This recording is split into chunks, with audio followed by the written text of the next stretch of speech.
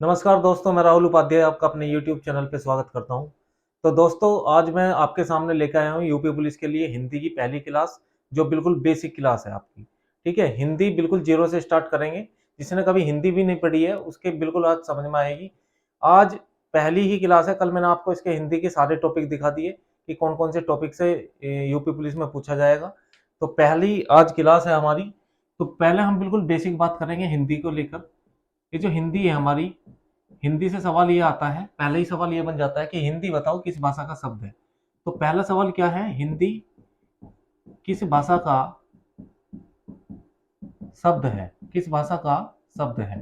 तो ये इसका क्या आंसर है, शब्द है ये आपका फारसी भाषा का है। ठीक है, ये पॉइंट टू पॉइंट बात करेंगे। ठीक है, फारसी भाषा का शब्द है। हिंदी किस भाषा का शब्द है, फारसी भाषा का शब्द है। सबसे पहले यहाँ पर अगर और बात करें भाई, इसमें और क्या चीज पूछता है, आपसे पूछेगा बताओ हिंदी दिवस कब मनाया जाता है, कब मनाया जाता है। तो इसका आंसर हो जाएगा 14 सितंबर, 14 सितंबर। ठीक है, फिर सवाल ये पूछा जाता है विश्व हिंदी दिवस कब मनाया जाता है, कब मनाया जाता है। तो इसका आंसर हो जाएगा आपका 10 जनवरी। दोनों में अंतर है, दोनों को बिल्कुल देख के चलना है, आराम से क्वेश्चन को करना है, क्योंकि आपको पता है एग्जाम में नेगेटिव मार्किंग है। इसके बाद में अगर हम बात करें भाई, ये हिंदी जो हिंदी है, ये इसका जो विकास है वो कहाँ से हुआ है। देखो, सबसे पहले हिंदी से भी पहले अगर मैं बात करूं तो सबसे पहली भाषा कौन सी थी, संस्कृत भाषा। कौन सी थी, संस्कृत भाषा। संस्कृत में श्रेष्ठ किसको माना जाता है, आर्यों को माना जाता है, क्योंकि सबसे स्टार्टिंग में कौन आए थे, आर्य आए थे। ठीक है, संस्कृत ये दो प्रकार की होती है। एक तो आपकी होती है वैदिक संस्कृत, वैदिक, और एक होती है लौकिक संस्कृत, लौकिक संस्कृत। ये वैदिक कौन सी होती है, जिसमें वेद लिखे गए हैं, वेदों का उल्लेख है इसमें, वेदों का उल्लेख। इसमें क्या चीज है जी, जो लौकिक संस्कृत है, इसमें जैसे महाभारत है, रामायण है, ये चीज लिखी गई है। ठीक है, महाभारत है, रामायण है, ये चीज लिखी गई है। अब हम इसमें बात करते हैं कि भाई यहाँ पर जो है संस्कृत के बाद में कौन सी भाषा आई है। संस्कृत के बाद में आई है दोस्तों पाली भाषा, पाली। फिर पाली के बाद में है प्राकृत भाषा, प्राकृत भाषा। पाली भाषा आपको पता है, यहाँ पर पाली भाषा, फिर आपकी यहाँ पर आ जाती है प्राकृत भाषा। फिर यहाँ जो है संस्कृत, पाली, प्राकृत, इसके बाद में अपभ्रंश, इसके बाद में अवहट, अवहट, और अवहट के बाद में आपका आ जाती है आधुनिक हिंदी, आधुनिक हिंदी। फिर इस हिंदी का विकास हुआ है, आधुनिक हिंदी। ठीक है, तो यहां पर सवाल पूछा जाता है, देखो यहां पर, यहां लिख देता हूं मैं इसका सीक्वेंस।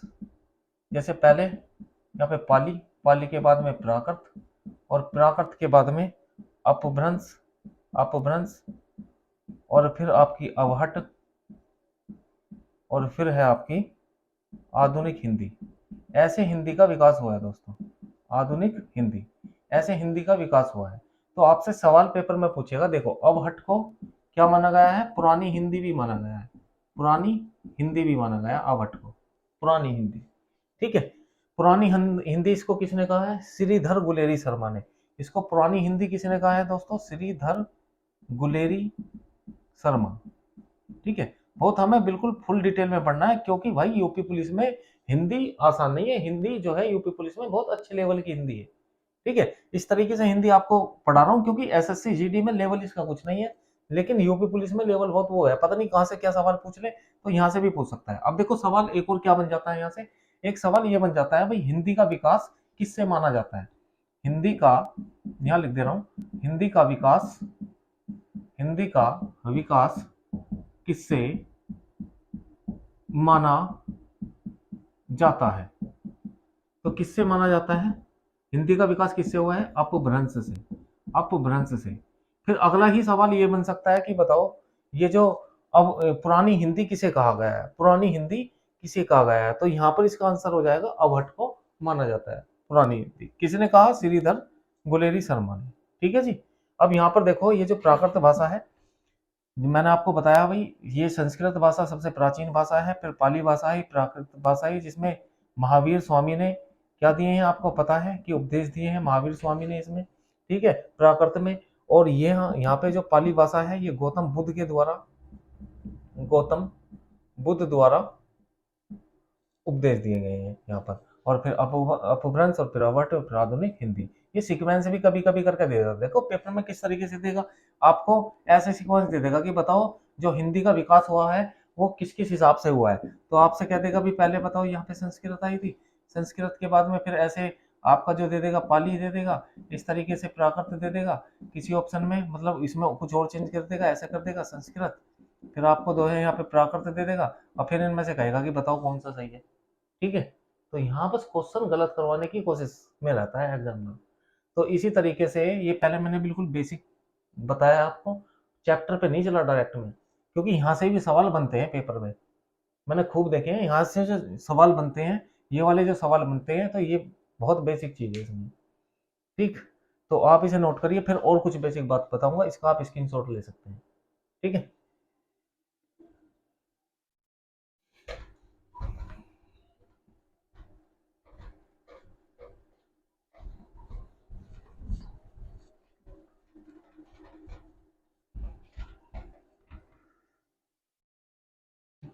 अब देखिए हम बात करते हैं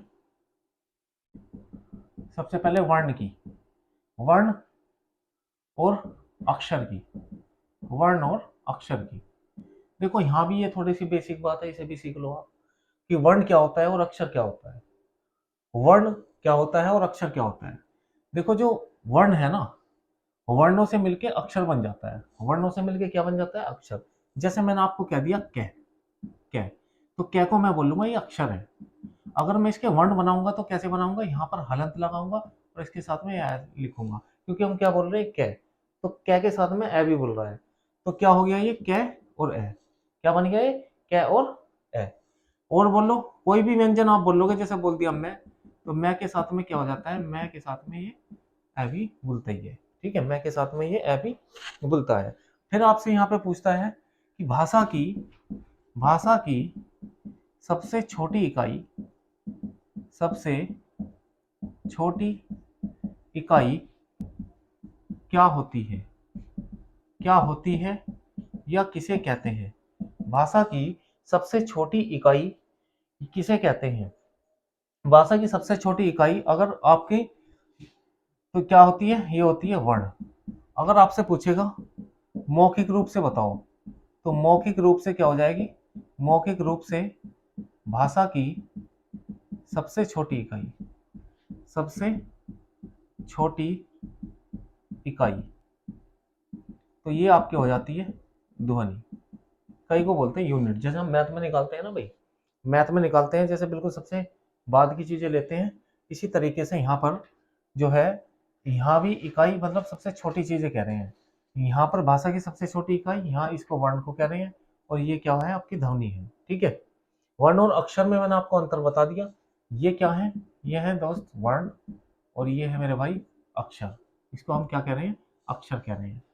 पूरा व्यंजन अक्षर है, और जबकि वर्ण कौन से हैं? जिसमें हलंत लगा हुआ है।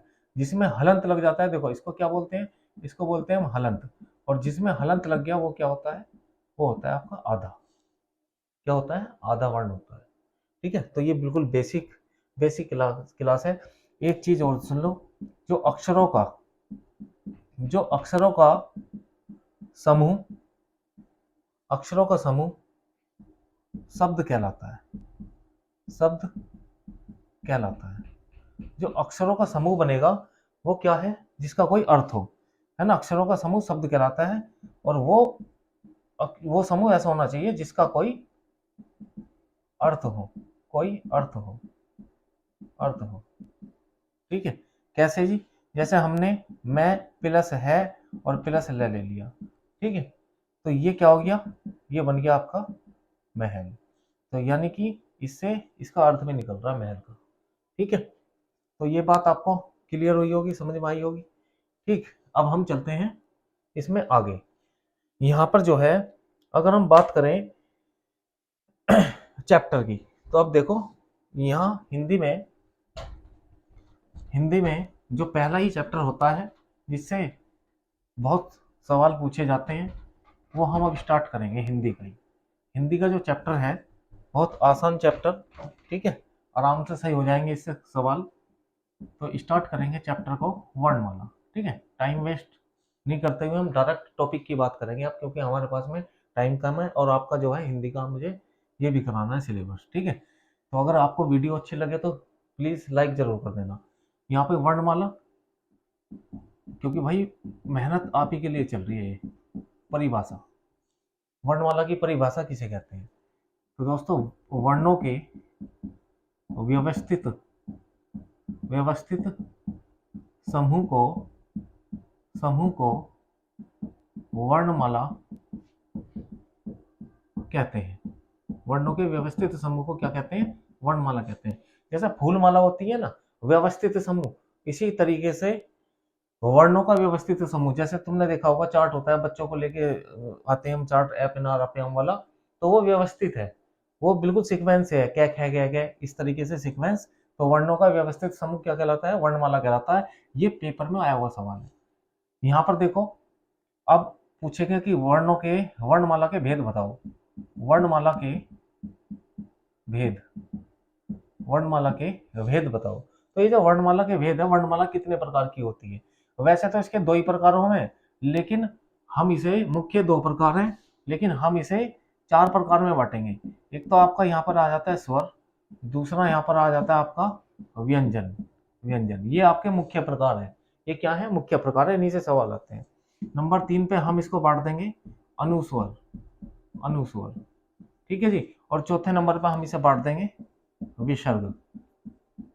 विसर्ग, ठीक है, ये है। अब इसमें मुख्य क्या है? मुख्य ये है स्वर और व्यंजन, ठीक है। अभी इनके बारे में भी बताऊंगा, क्योंकि यहाँ पे वर्णमाला के भेद, वर्णमाला में अब हम पहले बात करेंगे इसकी स्वर की। ये स्वर क्या है? तो इसकी परिभाषा की अगर मैं बात करूं, परिभाषा इसकी क्या हो जाएगी स्वर की? जो वर्ण स्वतंत्र रूप से बोले जाते हैं स्वर कहलाते हैं। स्वर कहलाते हैं। अभी कौन कौन से हैं जो स्वतंत्र रूप से बोले जा रहे हैं? स्वर, ये बेटा वही हैं जिन्हें हम इंग्लिश में वोवेल्स कहते हैं, और व्यंजन ये वो हैं जिन्हें हम कॉन्सोनेंट कहते हैं, ठीक है, कॉन्सोनेंट कहते हैं। ये आपने अगर हिंदी में पढ़े होंगे तो इंग्लिश में जरूर पढ़े होंगे, क्योंकि हिंदी में इनकी संख्या 11 है और अंग्रेजी में इनकी संख्या 5 है। जो हम अंग्रेजी में पढ़ते हैं ए ई आई ओ यू, यहाँ पे वही चीज है, ठीक। अब यहाँ पर देखो, यहाँ स्वर जो है हिंदी में ज्यादा है। अगर ये बात करें कि ये स्वर कौन कौन से होते हैं, तो स्वर की संख्या यहाँ पर देखो, स्वर पहले आपको दिखा दूं, ए, आ, छोटी ई, बड़ी ई, उ, औ, ऋषि, ए, ओ और औ, ये है, ठीक है। तो यहाँ मतलब इस ए को छोड़कर बाकी जितने भी हैं, ये देखो एक तरीके से तो क्या है? मात्रा है। अगर आपसे ये कह दे कि हिंदी में मात्राओं की संख्या बताओ, हिंदी में मात्राओं की संख्या बताओ, तो यहाँ पर कितनी बताओगे आप? 10। और ये मैंने टोटल कितने लिखे हैं? 11। ये टोटल कितने लिखे हैं? 11। देखो ए तो काउंट नहीं होता, ए तो जब हम व्यंजन बोलते हैं, जैसे क्या बोला हमने, मैं बोला, तो इन्हें बोलने में हेल्प करता है, इनकी मदद करता है, वो व्यंजन है। यहाँ पर देखो ये आ जो है, जैसे हमने लिख दिया काम, ये जो बीच में आ आया है, ये है, ठीक है। ये जो छोटी की मात्रा आई है, जैसे हमने चढ़ा दी ऐसे, हमने लिख दिया ये किताब, तो ये आया है। अगर मैं यहाँ लिख देता कीमत, तो इधर जो मात्रा चढ़ी है वो इसकी मात्रा है। अगर मैं यहाँ लिख देता कुल, तो ये जो बड़े छोटे ऊ की मात्रा चढ़ी ये है। अगर मैं यहाँ लिख देता कुल, तो ये जो बड़े ऊ की मात्रा चढ़ी है ये है। ऋषि आप जानते हो, देव ऋषि, महर्षि, है ना, ये होता है। अगर मैं यहाँ लिख देता ऐसे मेला, तो ये एक ही जो मात्रा है ये आई है, ठीक है। अगर मैं यहाँ लिख देता केला, तो यहाँ जो ये डबल मात्रा आई है क्या पे, ये है, ठीक है। अगर मैं यहाँ लिख देता दो, तो ये वाली मात्रा है। अगर मैं ये लिख देता ये 9, तो ये कौन सी मात्रा होगी? ये अव की मात्रा होगी। ठीक है, तो ये बात आपको समझ में आई होगी कि स्वर क्या होता है और इसकी परिभाषा क्या है। ठीक है, तो ये स्वर हैं और ये स्वतंत्र रूप से बोले जाते हैं। अब यहाँ पर हम बात करते हैं, और देखो आपसे यहाँ पर पूछेगा कि बताओ, आप इसका पहले स्क्रीनशॉट लो फिर इसको मिटा देते हैं। अब देखो, अब इसके बाद में और सवाल आपसे क्या पूछ सकता है पेपर में, और सवाल इसी से क्या बन सकते हैं, ये आपके इसी स्वर टॉपिक से क्या बन सकते हैं। तो देखिए स्वर से और क्या बनेगा, आपसे कहेगा हिंदी में स्वर की संख्या कितनी है, तो क्या बताना है आपको, 11। ठीक है, आपसे यहाँ ये भी कह देना कुल स्वर की संख्या बताओ, संख्या, तब भी कितनी बताओगे, 11। आपसे कह देगा लेखन के आधार पर, लेखन के आधार पर स्वर, तो फिर आपको बताने हैं दोस्त 13। ठीक है मेरे भाई, तो यहाँ पर 13 कैसे बताओगे आप। ठीक है, 13, अब तुम सोचोगे जी अभी तो तुमने 11 बताया, अब 13 कैसे बताने लगे तुम। तो 13 बेटा ये और जुड़ जाते हैं, एक तो अंकी बिंदी होगी आपकी, और एक ये आपका क्या हो गया, ये विसर्ग हो गया। ठीक है, तो ये अंकी बिंदी है और ये विसर्ग है। यहाँ पर जो है इनको जोड़कर टोटल कितने बन जाते हैं मेरे दोस्त, यहाँ पर 13 बन जाते हैं, 13। ठीक है, 13 हो जाते हैं स्वर। अब यहाँ अगर हम स्वर के भेद की ओर बात करें कि स्वर के भेद बताओ कितने हैं, स्वर के भेद, तो स्वर के भेद कितने होते हैं, 3 होते हैं। कितने होते हैं, 3 होते हैं। नंबर 1 यदि हम बात करें, नंबर 1 है आपका लघु स्वर, लघु स्वर। फिर आपका है नंबर 2 दीर्घ स्वर, दीर्घ स्वर। और नंबर 3 आपका है पलुत स्वर, पलुत स्वर। ठीक है, ये स्वर है। यहाँ पर जो है इसे लघु स्वर को हम मूल स्वर भी कहते हैं। क्या बोलते हैं, लघु स्वर को मूल स्वर भी कहते हैं। इनकी संख्या आपसे पूछ सकता है कितनी होती है, इनकी संख्या होती है मेरे दोस्त 4। ठीक है, कौन कौन सा है, ए है, ई, उ और ऋषि, ये 4 होती है। बाकी के जितने बचे कौन कौन से बचे बताओ जरा। एक तो आ बच गया, एक बड़ी ई, बड़ा ओ और ए, ओ और औ। अब तुम सोच रहे होगे कि गुरुजी 7 तो तुमने यहाँ ले लिए और 4 तुमने यहाँ ले लिए, टोटल तो 11 ही हो गए, फिर उधर क्या होंगे, पलुत स्वर में। तो वही भी मैं आपको बताऊंगा कि पलुत स्वर कौन कौन से होते हैं। तो मेरे भाई पलुत स्वर जो होते हैं, आपने देखा होगा ऐसे लिखा हुआ, या भजनों की किताब पढ़ी होगी तुमने, भजन ना पढ़े हो तो यहाँ पर जो है इस तरीके से किसी भी जो जिसमें मंत्र मंत्र वगैरह होते हैं, तो मंत्रों में भी इनका वो होता है। जैसे हमारा ये है गायत्री मंत्र है ओम भूर्भुवः वाला, तो यहाँ पर जो है ये खिंच के बोलते हैं, यानी कि कहने का मतलब ये है, ये लघु मतलब छोटे, ये छोटे से हो रहे हैं, तो इन्हें बोलने में कम समय लगता है। ठीक है, इसका दुगना दीर्घ को बोलने में, किससे 2 गुना, मूल स्वर से, इससे दुगना इसमें, और इससे 3 गुना, 3 गुना इसमें समय लगता है, इससे 3 गुना इसमें टाइम लगता है। कैसे भाई, ये बोलेगा ए ई, ये छोटी मात्रा है, अब इससे डबल, भाई देखो यहाँ आ, ई, उ, ए, ओ, औ, इसमें समय लग रहा है ज्यादा, इससे 2 गुना समय लग रहा है। ठीक है, इसमें 3 गुना समय लग रहा है। इसमें क्या करते हैं, जैसे ऐसे लिखा होता है ओम राम, ठीक है, जैसे मतलब किसी को पुकारते हैं तो बहुत लंबा खींचते हैं उस चीज को, तो यहाँ पलुत स्वर है। ठीक है, इसमें खींचने में बहुत समय लग जाता है। ठीक है, अब इसके बाद में यहाँ पे बात करते हैं, ये जो मैंने 4 प्रकार बताए हैं आपको वर्णमाला में, एक तो अनुस्वर बताया था, और एक क्या बताया था आपको मैंने, विसर्ग। तो अनुस्वर्ग में और विसर्ग में क्या ले रहे हैं हम, अनुस्वर्ग में और विसर्ग में क्या ले रहे हैं। आपसे पूछेगा कि बताओ अनुस्वर, अनुस्वर कौन सा है, तो अनुस्वर है बेटा ये वाला। ठीक है, आपसे कहेगा कि बताओ विसर्ग कौन सा है, तो ये जो चौथा नंबर मैंने आपको बताया था ये है विसर्ग। ठीक है, वैसे वर्णमाला में 2 ही चीजें पढ़ते हैं, व्यंजन और स्वर। लेकिन यहाँ पर ये इसे बोलते हैं अनुस्वार और इसको कहते हैं विसर्ग कहते हैं। ठीक है, ये है की सेंस देता है और ये मैं की सेंस देता है। ठीक, इस बात को आपको ध्यान रखना है। इसके बाद में हम बात करते हैं, एक होता है मेरे दोस्त आगत स्वर। आगत स्वर, आगत स्वर कौन सा होता है जी, ये बता दो। आगत स्वर तुमने ऐसा देखा होगा लगा हुआ, देखा कहीं पर ऐसा लगा हुआ? नहीं जी, हमारे याद नहीं आ रहा। नहीं आता तो देखो बेटा, याद कैसा नहीं आएगा। यहाँ देखो, यहाँ जैसे हमने देखा है ऐसे लिख दिया डॉक्टर, डॉक्टर। तो बताओ इसको हम क्या बोलेंगे? डॉक्टर ही बोलेंगे इसको तो हम। अगर मैं इसको ऐसे इस पे ऐसे चढ़ा दूं तो क्या कहेंगे इसको? डॉक्टर। ओ की सेंस दे रहा, जबकि ओ है नहीं यहाँ पर। ठीक है, हम इसको क्या बोल रहे हैं? डॉक्टर। पढ़े लिखे भी क्या बोल रहे हैं? डॉक्टर। लेकिन गांव में बड़े बुजुर्ग लोग क्या बोल रहे हैं? डॉक्टर को लिया। अब भी कहते हैं डॉक्टर को लिया भाई, है ना? तो उसके यहाँ पर और देखो, एक उदाहरण और देता हूं। जैसे अगर हम इसे बिना इसके बोलेंगे आगत स्वर के तो क्या बोलेंगे? टॉफी। और अब हम इसको क्या बोल रहे हैं? टॉफी। अब हम इसको क्या बोल रहे हैं? टॉफी बोल रहे हैं। ठीक है, और देखिए एक होते हैं वृत्ताकार स्वर। वृत्ताकार स्वर, वृत्ताकार स्वर बताओ जी कौन से होते हैं? जिनमें हमारे होठ क्या हो जाते हैं? हमारे होठ गोल हो जाते हैं, गोल हो जाते हैं, वे कहलाते हैं वृत्ताकार स्वर। अब यह गोल कैसे होंगे जी? गोल बताओ, गोल कैसे होंगे? तो गोल में आप इन्हें बोल के देखो। उदाहरण, उदाहरण नहीं दे रहा हूं, तुरंत ऊ बोल लोगे, औ बोल लोगे। ठीक है, ऊ औ और ओ बोल लोगे और औ बोल लोगे, है ना? ऊ औ ओ।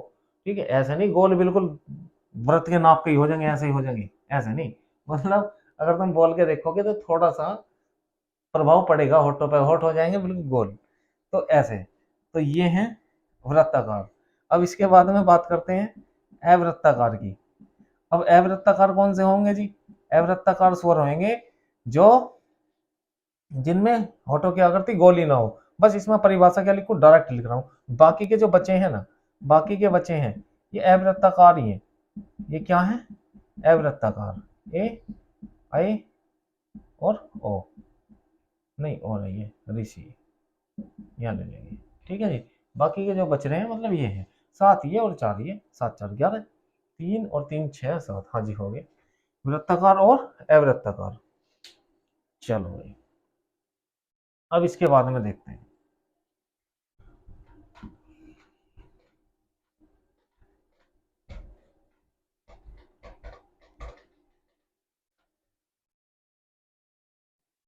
अब इसके बाद में बात करते हैं जीवा के आधार पर, आधार पर स्वर। जीवा के आधार पर स्वर। देखो ये बना दी हमने जीव, ये क्या है? हमारी जीव है। ये इसको बोलते हैं अग्र स्वर, इसको बोलते हैं मध्य स्वर और इसको कहते हैं हम पश्च स्वर, पश्च स्वर। ठीक है, ये अग्र स्वर है, मध्य स्वर और पश्च स्वर। तो यहाँ पर ई, आई, ए, अय और ऋषि, ये क्या है हमारे? ये है पश्च स्वर। मध्य स्वर में एक ही आता है, ए आ जाता है। ठीक है, और बाकी के जो बचे हैं, जैसे आपका आ हो गया, आपका जो है उ हो गया, औ हो गया, और कौन सा बचा? हाँ जी, ओ हो गया और औ हो गया, ये इसमें आ जाते हैं। ठीक है, तो मध्य मध्य स्वर का आपको ध्यान रखना है, ये होते हैं। जीवा के आधार पर हमने देख लिए हैं। ठीक है जी, जीवा के आधार पर हमने स्वरों को क्या कर लिया है? पढ़ लिया है। अब इसके बाद में यहाँ पर ये पूछता है कि भाई वर्णों का उच्चारण स्थान क्या होता है? वर्णों का, वर्णों का उच्चारण स्थान, ये और बता देता हूँ आपको। ठीक है, वर्णों का उच्चारण स्थान। तो देखो भाई, एक डायग्राम पे बताता हूँ मैं आपको। ये रहा, ये क्या है? उच्चारण में सबसे पहले कंठ पर आवाज आती है, आवाज निकलती है, फिर तालु से निकलती है, फिर आपका आवाज जाती है मूर्धा पे, मूर्धा से फिर दंत पे, और दंत से फिर ओष्ठ पे, ओष्ठ में, ठीक है, ओष्ठ में।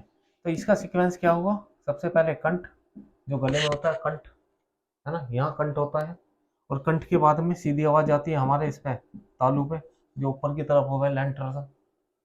फिर तीसरे नंबर पे मूर्धा पे आ जाता है, मूर्धा, मूर्धा क्या हो जाए जिसे मसूड़े कहते हैं, यहाँ आवाज आ गई।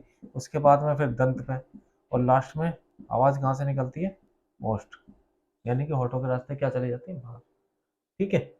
तो यहाँ पर जो है वर्णमाला से इस तरीके के क्वेश्चन आपको देखने को मिलते हैं, ठीक है। तो यहाँ वर्णमाला का ऐसा नहीं कंप्लीट हुई है अभी, अभी इसमें बाकी बचा है, व्यंजन बचे हुए हैं, ठीक है, व्यंजन बचे हैं, ये मैंने यहाँ उच्चारण स्थान आपको बता दिया, स्क्रीनशॉट आप इसका ले लेना, ठीक है। आप इसका स्क्रीनशॉट लोगे तो ये इससे पता क्या होता है, स्क्रीनशॉट लेने से आपको थोड़ा सा ये है कि कोई लिखना भूल गया आप, तो ऐसा है, बाद में स्क्रीनशॉट से आप देख सकते हैं, रिवीजन के लिए बहुत अच्छा होता है, क्योंकि सारे ही आपके पास में स्क्रीनशॉट बचेंगे यहाँ पर, ठीक है जी। ये जो स्वर के वर्णों का उच्चारण स्थान है कि भाई ऐसे ऐसे हम इसका क्या करते हैं, उच्चारण करते हैं, ठीक है जी। स्वर हमने आज ये कंप्लीट कर लिया, कल की क्लास में हम पूरे वर्णमाला को कंप्लीट कर लेंगे, ठीक है। तो अगर आपको वीडियो अच्छी लगी है तो प्लीज़ वीडियो को जरूर लाइक करें, और जो हमारे चैनल पर नए हैं वो सब्सक्राइब कर लें, क्योंकि इस तरीके की वीडियो अब हमें हमारे चैनल पर आपको मिलती रहेगी, ठीक है। तो भाई शेयर कर देना वीडियो को। धन्यवाद, जय हिंद।